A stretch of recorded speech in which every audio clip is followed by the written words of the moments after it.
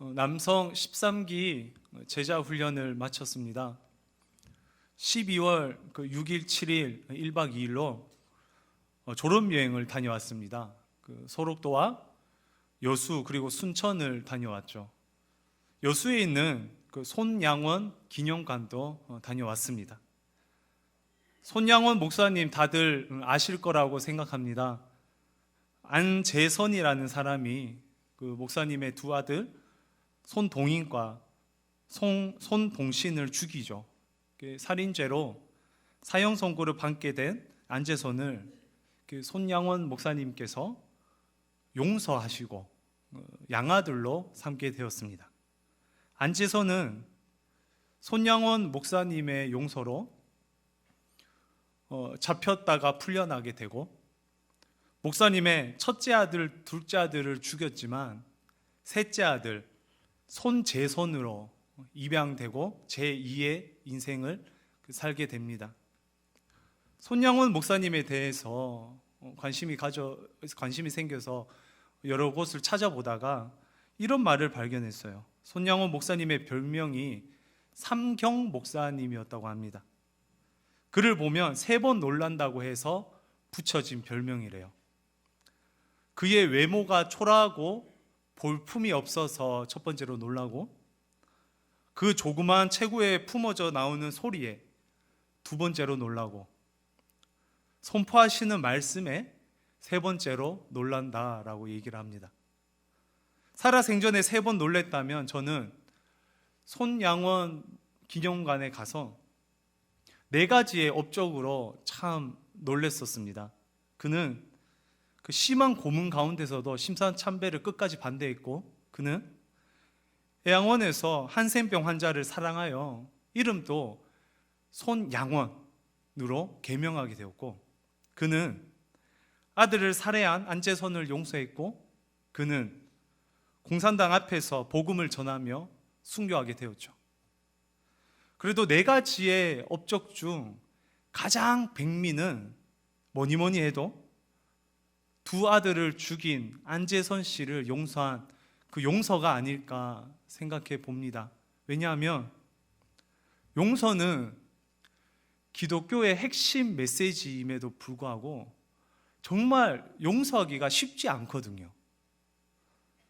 손양원 목사님을 평가한 이만열 교수님은 이렇게 얘기를 합니다. 그는 이념이나 사상 등에서 벗어나 오직 예수의 사랑으로 용서하고 사랑의 사도가 되었다. 손양원 목사님의 용서의 원동력은 이념이나 사상이 아니었습니다. 그의 기질이나 성품도 더더욱 아니었어요. 그는 오직 예수님의 사랑으로 용서했습니다. 용서는 기독교의 핵심 메시지거든요. 예수님은 자신을 십자가에 못 박아 조롱하던 그들을 보면서 그 죄인들의 죄를 용서해 달라고 하나님께 기도합니다. 첫 번째 순교자 스데반도 마찬가지로 주여 이 죄를 그들에게 돌리지 마옵소서라고 용서를 구해요.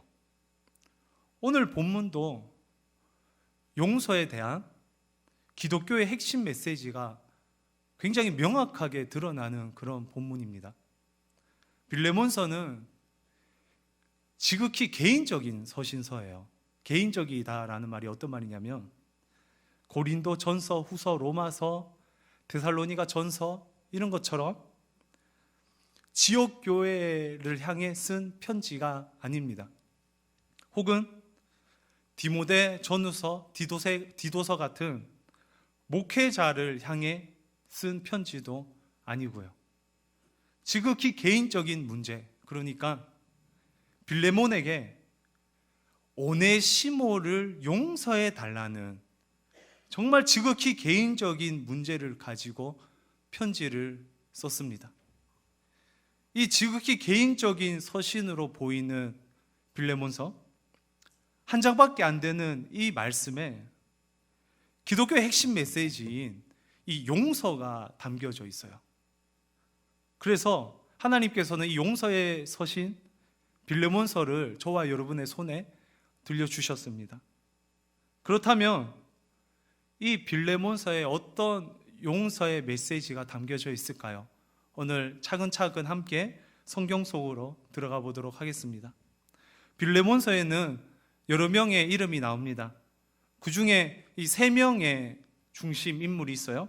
첫 번째로 당연히 편지를 쓴 바울입니다. 바울은 이 당시 때 로마 감옥에 있었어요. 1절 말씀이죠. 그리스도 예수를 위하여 갇힌 자 된 바울. 또 9절입니다. 나이가 많은 나 바울은 지금 또 예수 그리스도를 위하여 갇힌 자 되어 갇혀 있는 상태에 편지를 썼다라고 우리가 알 수 있습니다. 누구에게 썼는지 나오는데요. 11절 하반절 보면 빌레몬에게 써서 빌레몬서입니다. 편지를 썼다며 편지를 쓴 이유가 있겠죠. 그 이유는 굉장히 단순했습니다. 10절 말씀인데요. 우리 10절 말씀 함께 읽어보겠습니다.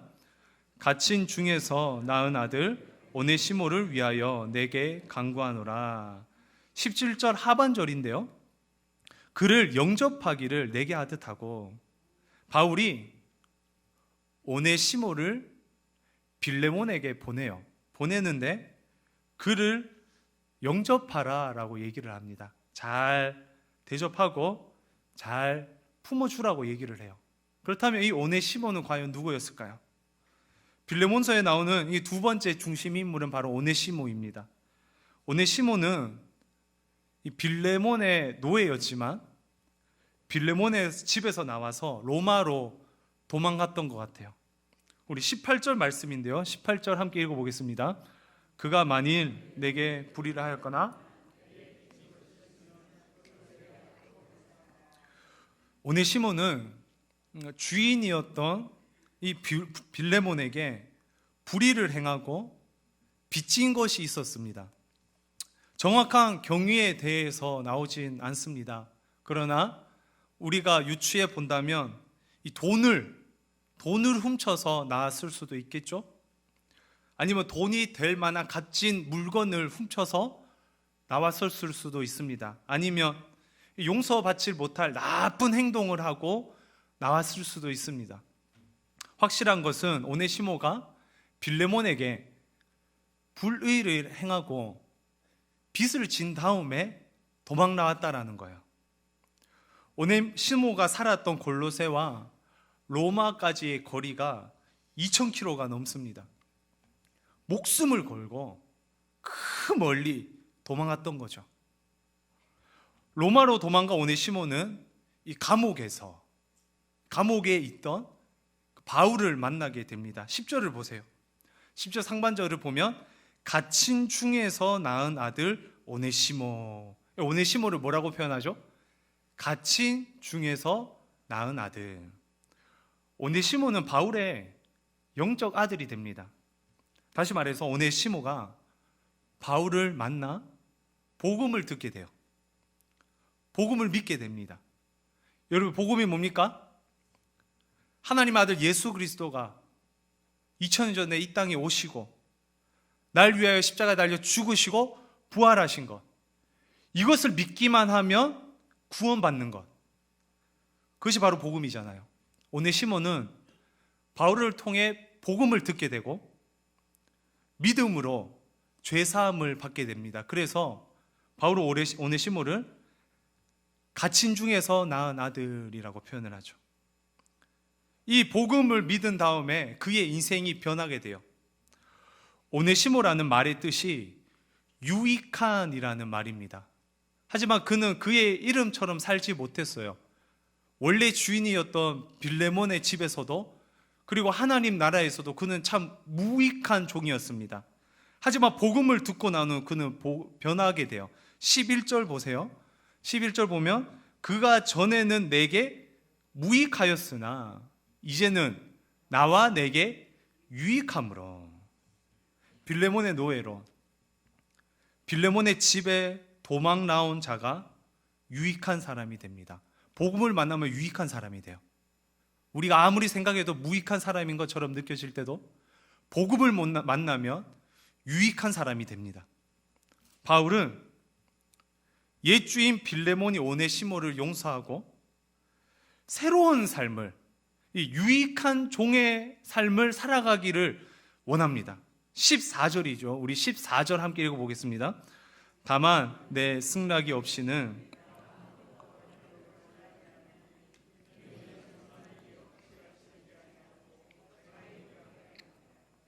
바울은 오네시모가 빌레몬에게 용서를 받기를 원해요. 그렇다면 이쯤에서 마지막 등장인물인 빌레몬을 살펴보죠. 1절 하반절을 보면 우리의 사랑을 받는 자요 동역자인 빌레몬이라고 얘기를 합니다. 단순히 빌레몬이라고 얘기를 하지 않고 굉장히 많은 말을 붙여요. 우리의 사랑을 받는 자고 동역자인 빌레몬. 냄새가 납니다. 소위 이 아부의 냄새가 나죠. 2절 하반절입니다. 내 집에 있는 교회. 어디에 있는 교회라고요? 내 집에 있는 교회. 빌레몬의 집이 교회였어요. 소위 가정교회라고 하죠. 초대교회의 한 형태입니다. 빌레몬의 집이 교회였다면 이 집이 컸을까요? 작았을까요? 컸겠죠. 집이 크면 부자일까요? 가난할까요? 부자였겠죠. 부자였으면 이 당시 때 노예가 있었을까요? 없었을까요?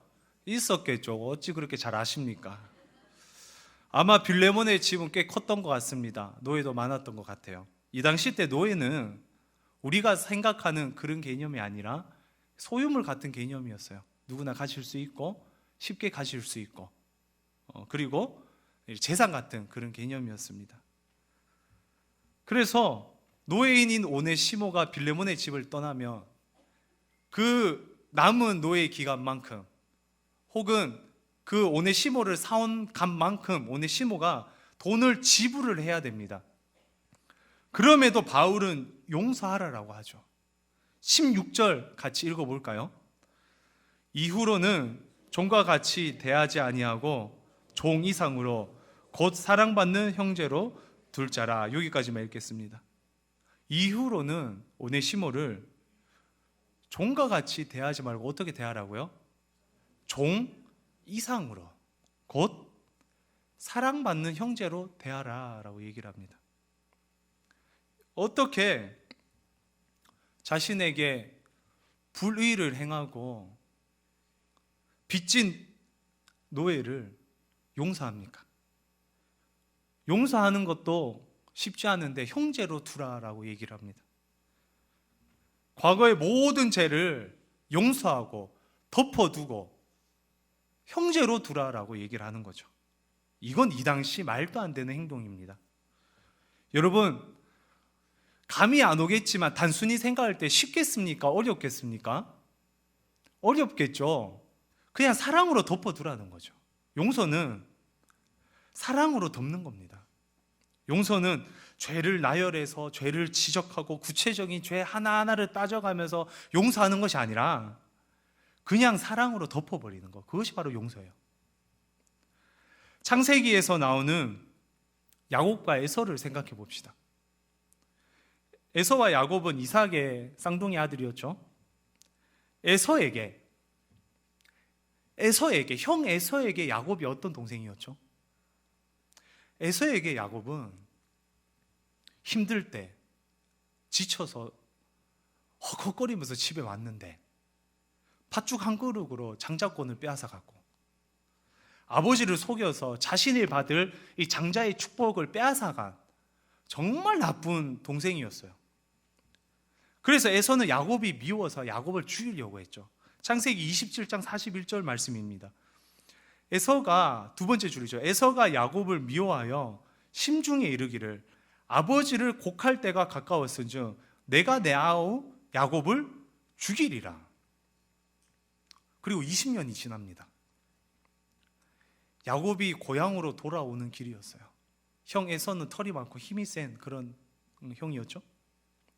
에서를 만나는 것이 너무너무 무서웠습니다. 그래서 야곱은 하나님과 씨름을 하면서 자기를 살려달라고 합니다. 소유물을 나누고 대피할 길을 준비해요. 뇌물을 바치며 형의 마음을 부드럽게 하려고 합니다. 그런데 에서는 야곱을 어떻게 용서하나요? 야, 네 어릴 때 그때 10살 때 내 힘들어서 죽겠는데 팥죽으로 장자권 빼앗아 갔지?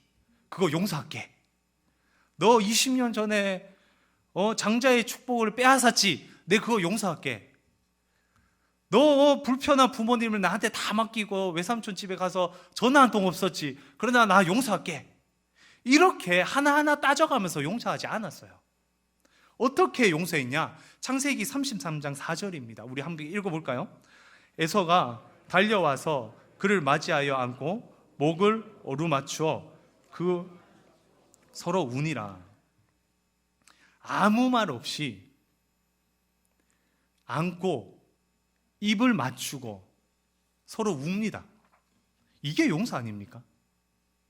이게 하나님의 용서예요.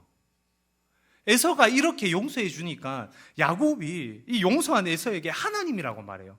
창세기 32장 10절인데요. 내가, 세 번째 줄입니다. 내가 형님의 얼굴을 배웠은즉 하나님의 얼굴을 본 것 같사오며 형리도 나를 기뻐하심이니이다. 야곱을 용서한 에서의 마음이 마치 하나님의 용서와도 같았죠. 사랑으로 덮어주는 용서, 그냥 넘어가고 안아주는 용서.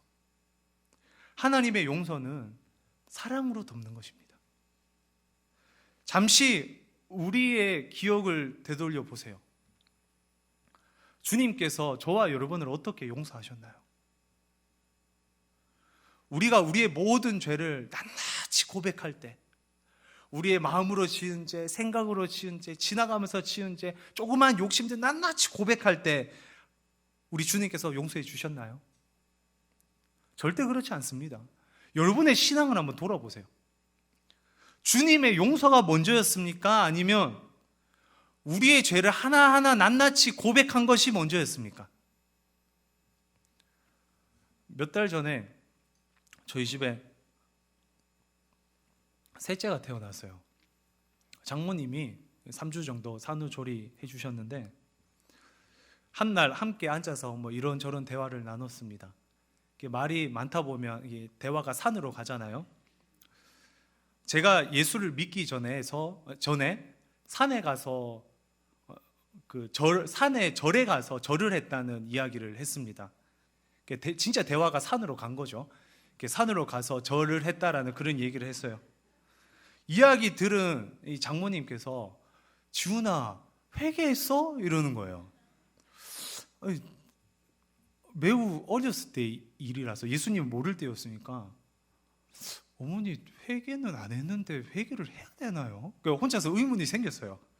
그렇다고 그 다음날 새벽기도 가서 회개했습니다. 여러분, 하나님께서 예수 믿기 전에 지었던 그 우상 숭배의 죄를 그 3달 전에 회개할 때 용서해 주셨을까요? 아니죠. 그 전에 제가 그거를 죄라고 깨닫고 고백하기도 전에 우리 주님께서는 십자가의 사랑으로 저희들을 다 덮어주셨어요. 저의 죄와 허물을 다 덮어주셨어요. 그런데 신기하게 신앙생활을 하다 보니까 과거의 죄가 하나하나 생각이 나는 거예요. 그때 지었던 죄, 엄마한테 잘못했던 죄, 직장 동료에게 잘못했던 죄, 이 죄가 계속 하나하나 생각이 나는 거죠. 그래서 하나하나 주님 앞에 고백을 하게 되는 거죠. 그러니까 제가 깨닫지 못했던 정말 기억의 가장 구석진 창고 속에 있었던 이 창고에 박아두었던 죄가 하나하나 나오면서 우리 주님, 이미 용서하신 주님 앞에 고백하게 되고 그 죄와 멀어지게 되는 거죠. 하나님의 용서는 이렇게 저를 이미 죄와 허물에서 덮어주셨지만, 그리스도의 사랑을 덮어주셨지만 그 후에도 제가 감당할 수 있을 만큼 하나하나 꺼내서 저의 죄를 기억하게 하시고 용서해 주셨어요. 주님께서는 그렇게 십자가의 보혈로 덮으셔서 용서해 주셨습니다. 우리도 그렇게 해야 돼요. 우리도 누군가를 용서할 때 그렇게 용서하는 겁니다. 일일이 따져가며 네 그때 그랬지, 내가 용서해 줄게. 네 그때 그랬지, 내가 용서할게. 이렇게 용서하는 게 아니라 에서가 야곱에게 했던 것처럼, 바울이 빌레몬에게 요구하는 것처럼 그냥 용서는 사랑으로 덮는 거예요. 그렇다면 무슨 사랑으로 덮습니까? 본문으로 돌아가 18절 19절이죠. 두 절 함께 읽어보겠습니다. 그가 만일 내게 불의를 하였거나 내게 빚진 것이 있으면 그것을 내 앞으로 계산하라. 나 바울이 내 자신이 내게 빚진 것은 내가 말하지 아니하노라. 바울은 빌레몬에게 내가 계산해 주겠다. 너가 내게 빚진 것, 너가 내게 빚진 것을 기억하고 너가 내게 빚진 것을 말하지 않겠다. 이렇게 이야기를 해요. 그래서 빌레몬의 입장에서 오네시모를 용서해야 되는 이유는, 가장 큰 이유는 여기 있었어요. 바울이 부탁했기 때문에 용서하는 겁니다. 왜? 나에게 하나님의 사랑을 알려준 바울, 하나님의 사랑의 빚을 진 바울, 이 바울이 얘기했기 때문에 용서해 주는 거예요. 마찬가지입니다. 성도가 누구를 용서할 때는 따지지 않고 덮어두는 것은 다른 이유가 아닙니다. 예수님께서 하나님의 그 사랑, 하나님의 그 용서를 우리에게 보여주셨기 때문이에요. 이 땅에 오시고 십자가에서 죽으신 주님, 우리 주님께서 온몸으로 용서를 보여주셨어요. 우리는 너무 큰 죄의 용서에 그 빚을 진 사람들입니다. 주님의 사랑의 빚 때문에, 주님이 묻지도 않고 따지지도 않고 우리의 죄를 덮어주셨기 때문에 우리도 다른 사람을 용서할 수 있는 거예요. 에베소서 4장 32절 말씀입니다. 함께 읽어볼까요? 서로 친절하게 하며 불쌍히 여기며 서로 용서하기를 하나님이 그리스도 안에서 너희를 용서하심과 같이 하라. 한 번 더 읽어봅시다. 서로 친절하게 하며 불쌍히 여기며 서로 용서하기를 하나님이 그리스도 안에서 너희를 용서하심 같이 하라. 하나님이 우리를 어떻게 용서했습니까? 묻지도 않고 따지지도 않고 그냥 사랑으로 덮어주셨어요. 그리스도 안에서 우리는 용서함을 받았습니다. 그 용서에 힘입어 우리가 용서하는 거예요. 주님께서 우리의 죄를 덮어주는 그 용서를 경험했다면 우리 또한 누군가의 죄를 덮어줘야 할 때가 찾아옵니다. 주님께서 우리의 죄를 덮어준 것을 경험했다면 우리 또한 누구의 죄를 덮어줘야 할 때가 찾아와요. 그때 받은 사랑으로 덮어줄 용서의 용기가 필요합니다. 저에게도 용서하기 힘든 사람이 있었어요. 바로 저희 아버지였습니다. 누군가에게 아버지는 존경과 사랑의 대상일 수 있겠죠. 하지만 저에게는 그렇지 않았습니다. 어렸을 때 아버지와 어머니가 심한 갈등을 겪으셨어요. 버티고 버티시다가 어머니는 결국 이혼을 결정하게 되셨고, 그때 저의 나이가 9살이었습니다. 나에게 슈퍼히어로 같은 아버지는 한순간에 사라졌어요. 감정 저편에 아버지를 향한 원망만이 가득했죠. 아직 기억에 납니다. 이혼 후 2년 뒤에 아버지께서 저희 학원에 찾아오셨어요. 저는 울면서 발로 차며 아버지를 내쫓았습니다. 그리고 먹으라고 사오셨던 야구르트를 쳐다보지도 않고 휴지통에 갖다 버렸어요. 성적이 안 나오는 것, 세상에 불만이 있는 것, 방황하는 것, 집이 가난한 것, 모든 것이 저에겐 아버지 때문이었습니다. 어떻게 용서합니까? 저를 버리고 간 아버지를.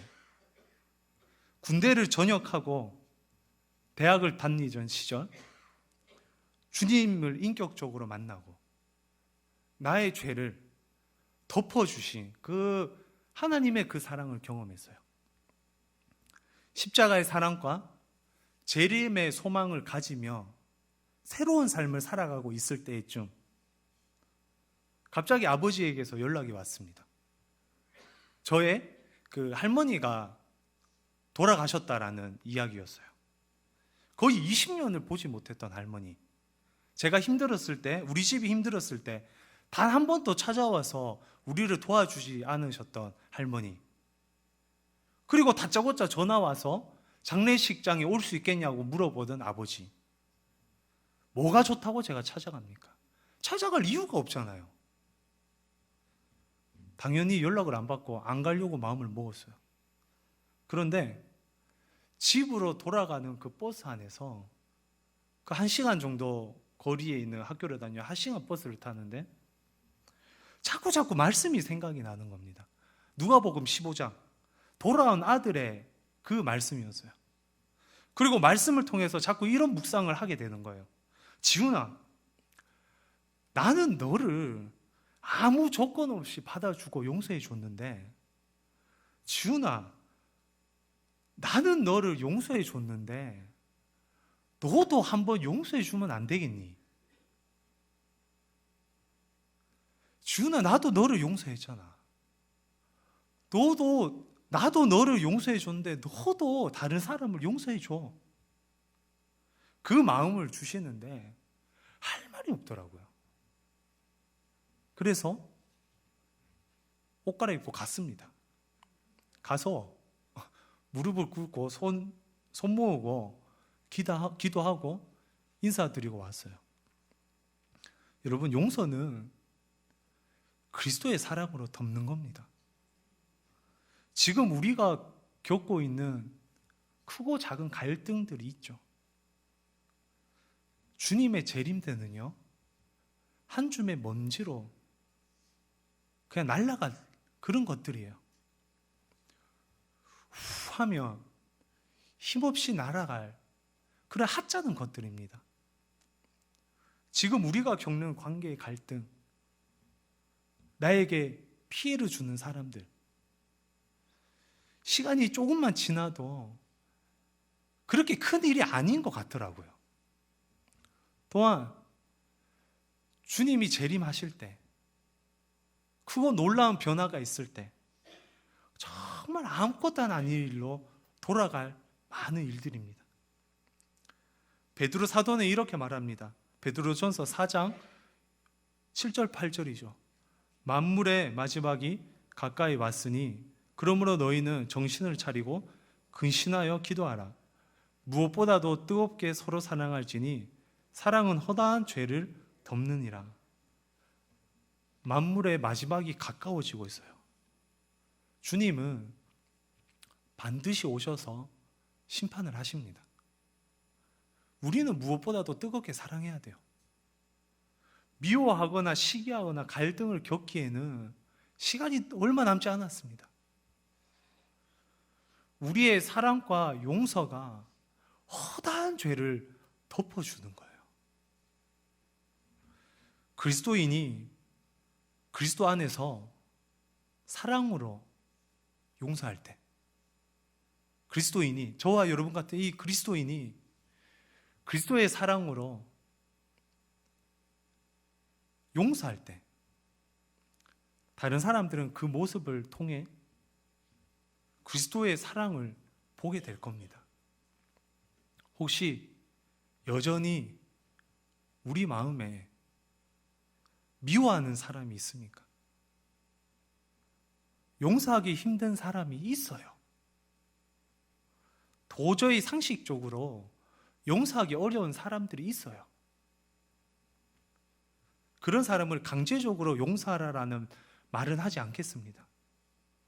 그래도 생각날 때마다 덮어버리세요. 사랑으로 덮어버리세요.